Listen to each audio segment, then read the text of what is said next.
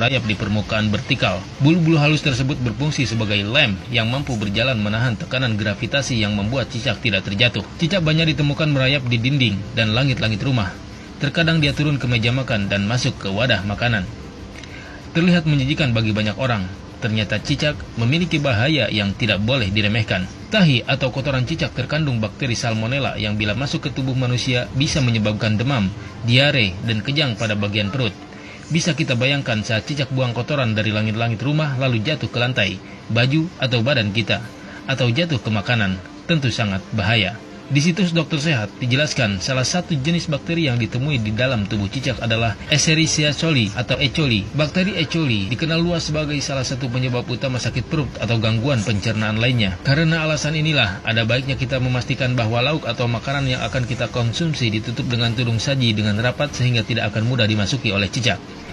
Hendaknya, sendok nasi juga sebaiknya tidak diletakkan dengan sembarangan agar tidak mudah disentuh oleh cicak sehingga tidak akan mudah terkontaminasi bakteri E. coli yang berbahaya. Sejumlah ulama menerangkan bahwa cicak memiliki racun cukup berbahaya, lebih-lebih jika dia menjelati makanan dan minuman, lalu memuntahkan racunnya padanya. Maka cicak disifati sebagai hewan perusak makanan dan menimbulkan bahaya.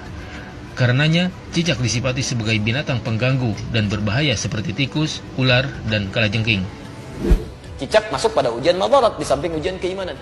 Ya, ada madarat. Bukankah ketika cicak datang menandakan bahwa banyak kotoran yang ada di situ?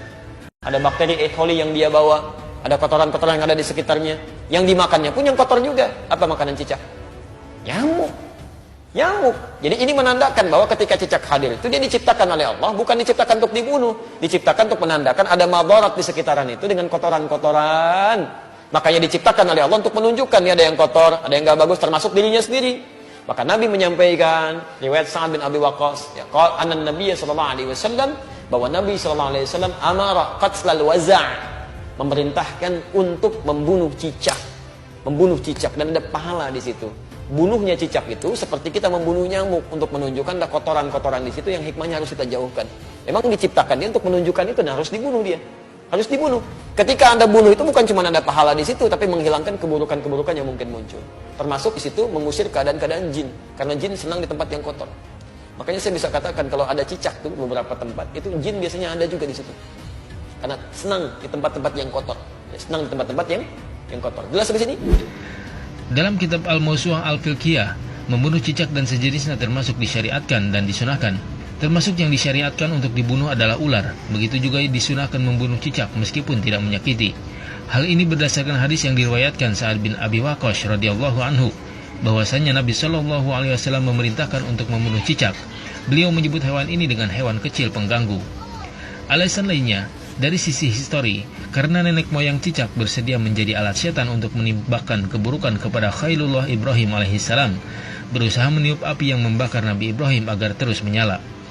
Dari Ummu Syarih radhiyallahu anha, ia berkata, Rasulullah Shallallahu alaihi wasallam memerintahkan untuk membunuh cicak. Beliau bersabda, dahulu cicak ikut membantu meniup api untuk membakar Ibrahim alaihissalam. Hadis riwayat Al-Bukhari nomor 3359.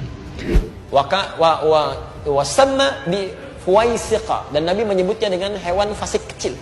Hewan fasik kecil. Selain membawa kotoran, dia pernah juga meniup-niup api yang sedang membakar Nabi Ibrahim supaya semakin menyala. Ya, diharapkan jadi dingin dan teduh. Ini malah ditiup-tiup oleh hewan ini. Makanya ketika Anda membunuhnya, bukan cuma menghilangkan kotoran, tapi plus ada pahala di situ. Pahalanya di situ dengan sekali pukul ada 100 kebaikan, ya kan? Berdasarkan hadis riwayat Al-Bukhari dari Ummu Syuraik, nomor hadis 3359. Dan terbunuhnya cicak itu menghadirkan bagusnya kebaikan-kebaikan dengan menghilangkan kotoran yang ada di dalamnya. Jelas di sini? Cicak salah berpihak sehingga menyebabkan dirinya mendapat predikat buruk. Ia membantu syaitan, Masya Allah, untuk mencelakakan wali Allah. Tentunya di samping itu, cicak binatang pengganggu dan menyimpan bahaya bagi manusia. UAS sudah mengambil sikap dan keberpihakan dengan terbuka. Karena itu jangan sampai kita seperti cicak yang karena kesalahannya dalam berpihak ia dihukum oleh Allah Azza wa Jalla. Tulis Ustaz Fuaz Al-Hazimi di akun Facebooknya. Wallahu a'lam.